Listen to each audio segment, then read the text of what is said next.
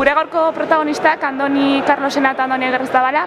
Bueno, chicos, el sábado toca derbi. En la primera vuelta empatasteis 3-3 en Usabal. ¿Cómo planteáis el partido de este fin de semana?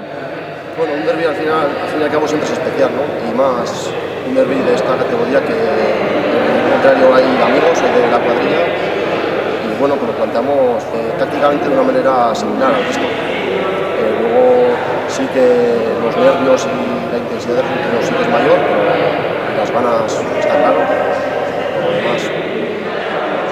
Eta Andoni komentatu ez, kuadriako jendea, lagunak dauzkazuela, horrek partidak beste modu batea bizitzea suposatzen zuen?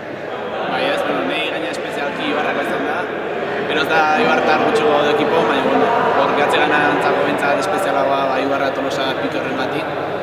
Eta beti diferentea ez, beste guztiko entrenamendutan notatzea, intensidadea eta gero ja partidon zer esanik ez. Eta bueno, guk argi daukau gure eta alin badeu 3 puntuk etxen gatzeko aukera asko dela eta bueno, 3 puntuk etxen gatu arde bai, osea que... Y bueno, esta temporada estáis jugando sin público, los derbis siempre han sido especiales por llenar tanto Usabal como Belavieta. ¿Esperáis que este sábado, aunque sea por detrás de la pantalla, también os estén dando ánimos? Bueno, yo personalmente es una de las cosas que más me faltan, ¿no? Del público. Últimamente Belavieta se solía llenar, no solo en derbis, sino en partidos en toda la temporada, y es una de las cosas que más he hecho de menos. Y esperemos que si no es, como aquí no puede ser, pues que a través de la transmisión nos apoyen y nosotros vamos a dar todo para que puedan disfrutar de nosotros.